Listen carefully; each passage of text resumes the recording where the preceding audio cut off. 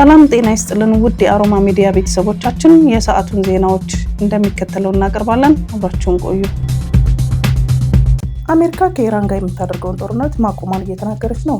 በሁለት ሀገራት መካከል የተኩስ አቁም ከተደረገ ከሳምንታት በኋላ ማክሰኞ ዕለት የአሜሪካ ውጭ ጉዳይ ሚኒስትር ማርኮ ሩቢዮ ኤፒክ ፊውሪ በማለት የተጠራውን ዘመቻ ማብቃቱን ተናግረዋል። ደቡብ ኮሪያ ከሳምንታት በፊት በሆርሙዝ ሰርጥ ውስጥ በጭነት መርከቧ ላይ ለተፈጸመው ጥቃት አጸፋው መልሳለሁ ስትል ዛተች። የደቡብ ኮሪያ መንግስት በመርከቧ ላይ የተፈጸመውን ጥቃት በጽኑ አውግዟል።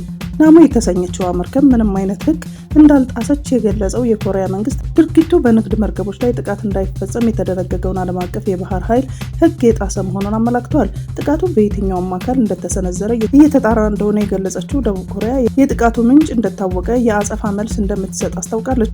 ጥቃቱን በተመለከተ የደቡብ ኮሪያ ባለሙያዎች የመጀመሪያ ደረጃ የፎረንሲክ ትንታኔ ማድረጋቸውን ሚያሚ ሄራልድ ዘግቧል። አንዳንድ ምንጮች በጥቃቱ ኢራንን ቢወነጅሉም በደቡብ ኮሪያ የኢራን ኤምባሲ ውንጀላውን ውድቅ አድርጎታል። ጥቃቱን ለማጣራት በሚደረገው ጥረት ኢራን አስፈላጊውን ትብብር እንደምታደርግም አረጋግጧል። የአሜሪካ ፕሬዝዳንት ዶናልድ ትራምፕ በበኩላቸው ከኢራን የተተኮሱ ሚሳኤሎችን የደቡብ ኮሪያ መርከብ መምታታቸውን በመግለጽ አሜሪካ የሆርሙዝ ሰርጥን ለማስከፈት የምታደርገውን ጥረት ደቡብ ኮሪያ እንድታግዝ ጥሪ አቅርበዋል። ፕሬዚዳንት ዶናልድ ትራምፕ አሜሪካ በኢራን እየተካሄደ ያለውን ጦርነት ለመቋጨት ላቀረበችው መነሻ ሀሳብ በኢራን በኩል የተሰጠ ምላሽ ፍጹም ተቀባይነት የለውም አሉ። ሁለቱም ሀገራት በምታሸማግለው ፓኪስታን በኩል ኢራን ምላሿን ልካለች። በዚህም በሁሉም ግንባሮች ያለውን ጦርነት በአስቸኳይ ማቆም፣ አሜሪካ የኢራን የባህር እንቅስቃሴ መገደቧን እንድታቆም፣ በኢራን ላይ የተጣሉ ሁሉም አይነት ማዕቀቦች እንዲነሱና ከዚህ በኋላ ሀገሪቱ ላይ ምንም አይነት ጥቃት እንደማይኖር ዋስትና ማግኘት እንጠይቃለች። በተጨማሪም ኢራን ጦርነቱን በዘላቂነት ለማቆም ለወደሙባት መሰረተ ልማቶች ካሳ ክፍያ እንዲሁም በሆርሙዝ ሰርጥ ላይ ያላትን ሉዓላዊነት አስተዳደር እንዲከበርላት መፈለጓን የሀገሪቱ መገናኛ ብዙሃን ዘግቧል። ባሳለፍነው ሳምንት ፕሬዚዳንት ትራምፕ ጦርነቱን በቅርቡ ያበቃል ቢሉም የእስራኤል ጠቅላይ ሚኒስትር ቤንያሚን ኔታንያሁ በበኩላቸው ጦርነቱን ለመቋጨት ኢራን የምታበለጽገውን የዩራኒየም ንጥረ ነገር ሙሉ በሙሉ ማቆሟን ከግንዛቤ ማስገባት ያስፈልጋል ብለዋል።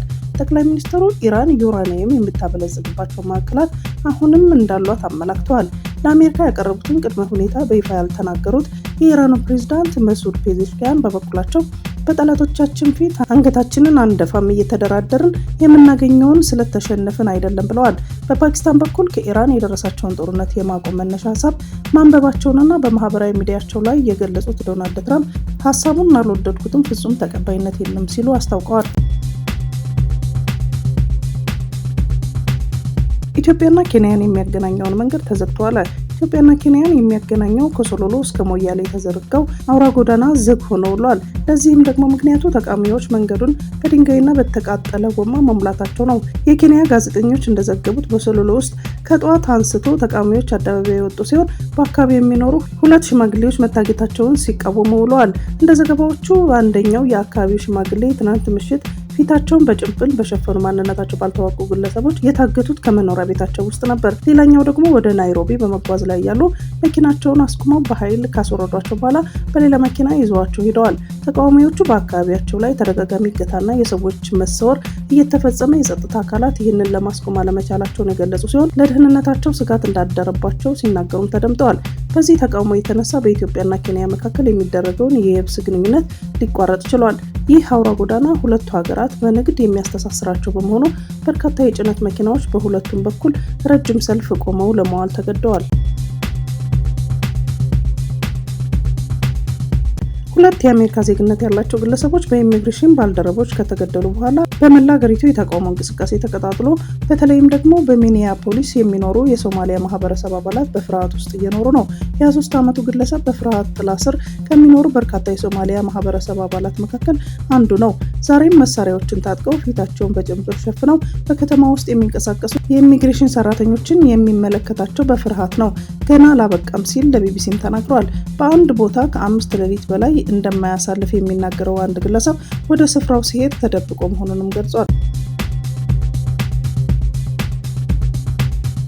አሜሪካና ኢራን ከሁለት ወር በፊት የገቡበት ጦርነት የመቋጨት አዝማሚያ እያሳየ አለመሆኑን ተከትሎ በዓለም አቀፍ ገበያ የነዳጅ ዋጋ ከአውሮፓውያኑ 2022 ወዲህ ባልታየ ሁኔታ ጨምሯል። የብሬንት ድፍድፍ ነዳጅ ዋጋ በ7 በመቶ ገደማ ጨምሯል። በበርሜል ከ126 በላይ ተሽጧል።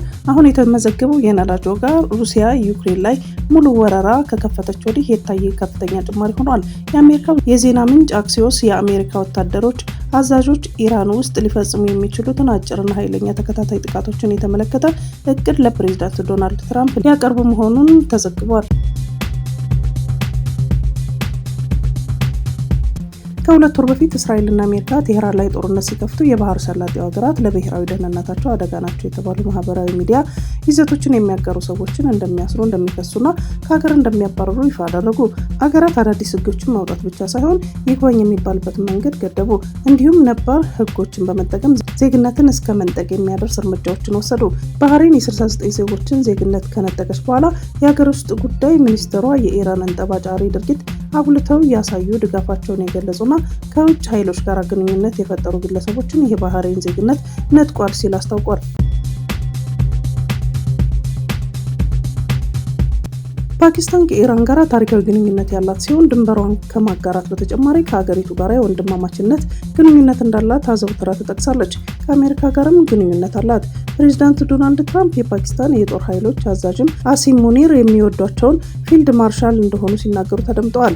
ከአብዛኞቹ በተሻለ ሁኔታ ኢራንን ያውቋታል ሲሉ ማሞካሽተዋቸዋል። በስምምነቱ ማንም እርግጠኛ አልነበረም። የፓኪስታን የውጭ ጉዳይ ሚኒስትር ኢሻቅ ዳር ማክሰኞ ምሽት በፓርላማ ባደረጉት ንግግር እስራኤል ሰኞ ዕለት በኢራን ላይ ጥቃት ከመሰንዘሯና ኢራን ሳውዲ አረቢያን ከማጥቃቷ በፊት ነገሮች በጥሩ አቅጣጫ እየተጓዙም እንደነበረ በጣም ተስፋ አድርገን ነበር ብለዋል።